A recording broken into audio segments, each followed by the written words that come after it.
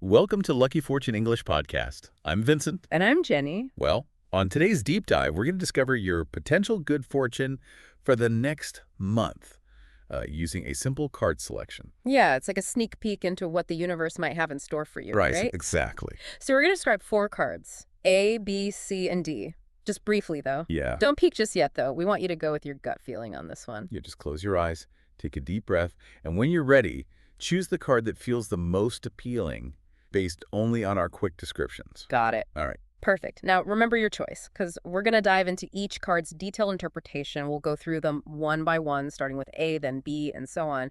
Don't skip ahead. Yeah. The anticipation is part of the fun. Okay, so for those of you who chose card A, you picked the World card. And what's fascinating about this card is that it really embodies a sense of completion and fulfillment. Right. Some keywords associated with the World card are combination, prosperity, participation, and positivity. Wow, that's a lot of good stuff packed into one card. Right. Yeah. Think of all the positive connotations you can pack into a single card. It usually depicts a graceful goddess dancing, surrounded by a wreath, symbolizing abundance and reaching your full potential. You know, I've always found the World card to be so visually striking. It really does radiate this energy of success and joy. It does. And if you've been feeling stuck or discouraged lately, this card is like a breath of fresh air. The World is all about active participation. It's about saying yes to new experiences and putting yourself out there. So for someone who's been hesitant to join that new club, reconnect with an old friend, or finally launch that project they've been dreaming of, this card is like a cosmic nudge to just go for it. Absolutely. It's about trusting yourself and taking those leaps of faith. And speaking of leaps of faith, the World card often brings positive outcomes in areas like love and career. Think about it. If you're putting yourself out there, you're creating more opportunities to meet that special someone or land that dream job. Yeah, it's like the universe is saying, hey, I've got your back. Now go out there and shine. Exactly. Now, for those of you who are already in a relationship, the World card can signal a deepening of that bond. Maybe you're moving in together, getting engaged, or simply experiencing a renewed sense of love and appreciation for your partner. It's beautiful how this one card can hold so much positive potential across different life stages. It is. And for those further along in their journey, the World often signifies family happiness, career success, and a deep appreciation for life's simple pleasures. It's about recognizing the beauty in every chapter and savoring those moments of joy. Okay, on to card B. This is the Eight of Cups. It might seem a bit somber at first glance, but there's a lot of depth to unpack here. That's right. The Eight of Cups is all about discovering truth, self-liberation, and letting go of what no longer serves you. Yeah, the imagery often shows a figure walking away from a pile of cups, suggesting a conscious choice to leave something behind. It's like saying goodbye to a chapter of your life that's run its course. Yeah. It can be a tough card to draw because it often indicates a need for change, even if that change feels difficult or painful in the moment. But think about it this way.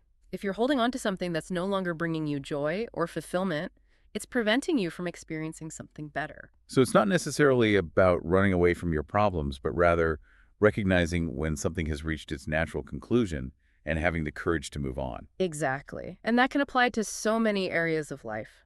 Relationships, jobs, even negative thought patterns or habits.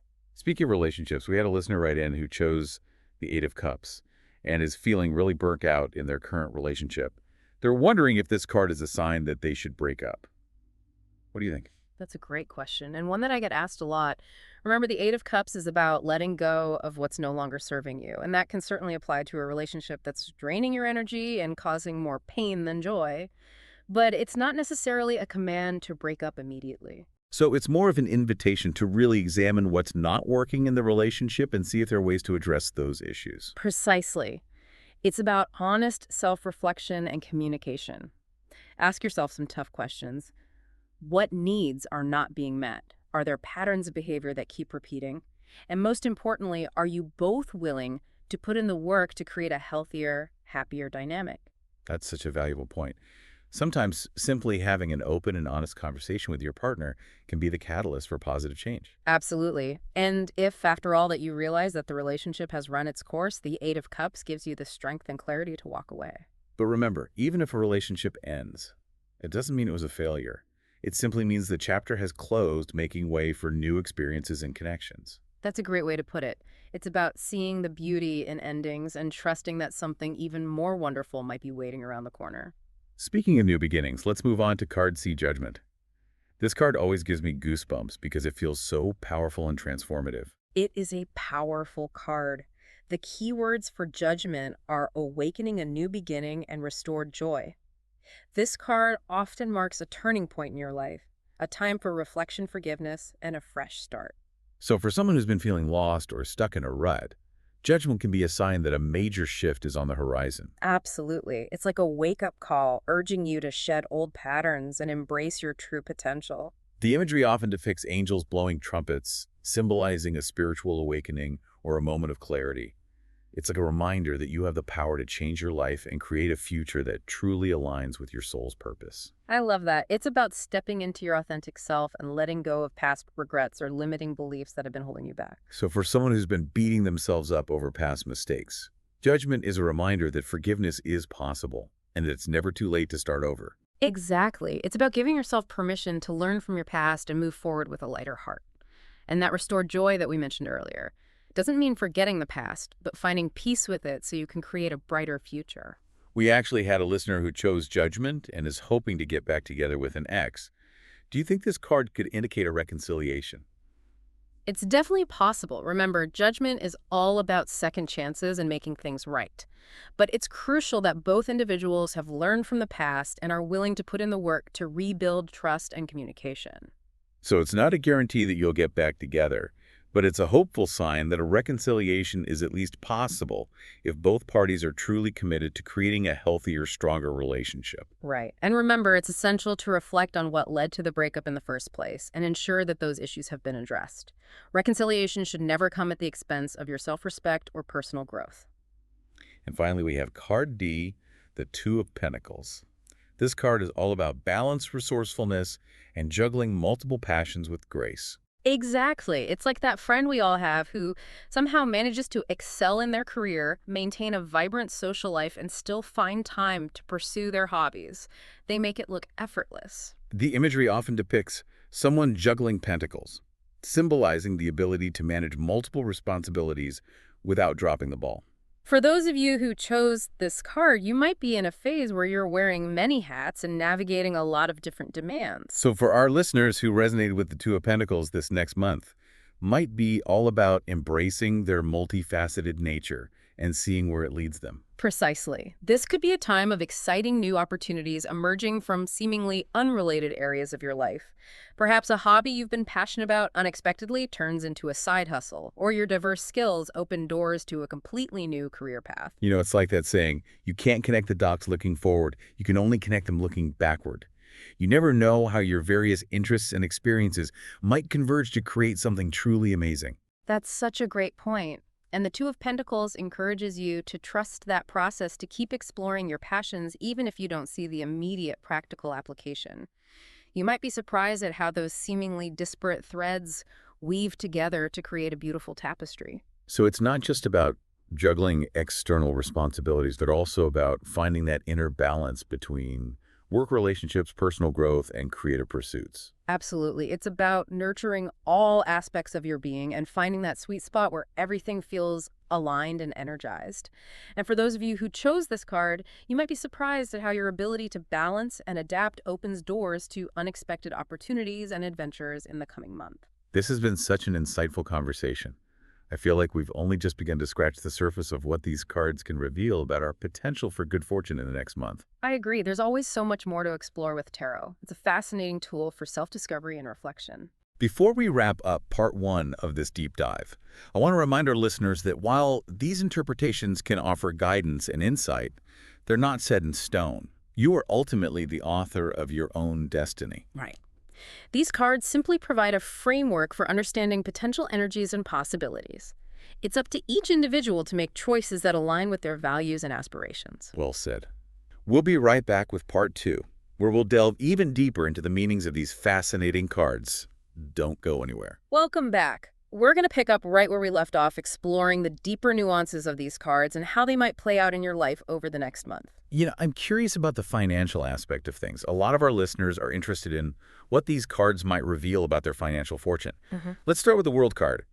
Does it suggest any positive financial developments? Absolutely. The World card is often associated with abundance and prosperity, and that definitely extends to finances. Remember, this card is all about completion and reaching your full potential. So for those of you who've been working hard and putting in the effort, this could be a time when you finally reap the rewards of your labor. So think promotions, raises, successful business ventures, or even unexpected windfalls. Exactly. It's like the universe is acknowledging your hard work and showering you with blessings. But remember, the World card also emphasizes participation.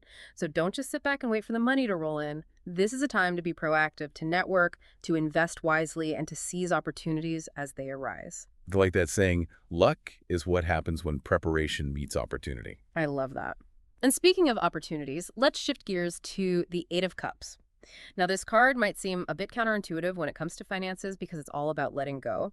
But what's interesting is that sometimes letting go of a situation that's no longer serving you can actually lead to greater financial abundance. So for someone who's been clinging to a dead-end job or a business venture that's draining their resources, this card might be a sign to cut their losses and move on. Exactly. Sometimes you have to close one door in order for another one to open, and that new door might lead to a job with a higher salary, a more fulfilling career path, or even the inspiration to start a successful business that truly aligns with your passions. It's a reminder that sometimes taking a step back can actually propel you forward in the long run. That's a great way to put it. And remember, the Eight of Cups is also about discovering truth. So this could be a time when you gain clarity about your financial situation, identify areas where you might be overspending or making unwise investments, and create a more sustainable plan for the future. Now, judgment is a card that often brings to mind themes of karma and accountability. Does this have any implications for finances? Absolutely. Judgment is all about taking responsibility for your actions and reaping what you sow. So if you've been making wise financial decisions, saving diligently, and being responsible with your money, this card suggests that you'll continue to enjoy financial stability and growth. But for someone who's been living beyond their means, accumulating debt, or making impulsive financial decisions, this card could be a wake-up call to get their finances in order. Exactly. Judgment encourages us to be honest with ourselves about our financial habits and to make any necessary changes to create a more secure future. It's about aligning your actions with your financial goals and taking ownership of your financial well-being. And finally, what about the Two of Pentacles? Does this card offer any insights into financial matters? Absolutely. Remember, the Two of Pentacles is all about balance and resourcefulness. So for those of you who chose this card, you might find yourselves adept at managing your finances, juggling multiple income streams, or finding creative ways to make your money stretch further. So think side hustles, freelance work, budgeting like a pro, or even negotiating a raise. Exactly. This card is all about making the most of your resources and finding that sweet spot between enjoying life's pleasures and maintaining financial stability. You know, it's fascinating how each of these cards offers such unique insights into our relationship with money. It's not just about how much we have, but how we manage it, how we feel about it, and the choices we make around it. That's so true. And I think that's why tarot is such a powerful tool for self-reflection, because it can illuminate these deeper patterns and beliefs that we might not even be aware of. Absolutely. Now, before we wrap up our deep dive into your potential good fortune for the next month, I want to circle back to something we touched on earlier, the idea that these cards are not set in stone. They're more like a roadmap, offering guidance and possibilities, Yeah. but ultimately you're the one holding the steering wheel. Exactly. You have the free will to choose your path, to make decisions that align with your values and aspirations. These cards simply provide a framework for understanding the energies at play and how they might influence your journey. So if you chose the World card and you're hoping to manifest abundance, this might be a time to step out of your comfort zone network and explore new opportunities. Right. And if you chose the Eight of Cups, perhaps it's an invitation to examine areas of your life where you might be holding yourself back. What do you need to let go of in order to create space for something better? And for those who chose judgment, this could be a powerful time for forgiveness, both of yourself and others. Are there any past hurts or regrets that you need to release in order to move forward with a lighter heart? I love that. And finally, for those who resonated with the Two of Pentacles, this might be a month to celebrate your adaptability, your resourcefulness, and your ability to find that sweet spot between work, play, and personal fulfillment. So no matter which card you chose, remember that you have the power to shape your own destiny. Embrace the possibilities, trust your intuition, and most importantly, have fun along the way. Well said. Thank you for joining us on Lucky Fortune English Podcast. We hope you enjoyed this deep dive into your potential good fortune for the next month. Remember, these interpretations are for entertainment purposes, and your future is ultimately in your hands. Don't forget to subscribe to our channel for more fun and insightful content. Subscribing brings good luck. See you again.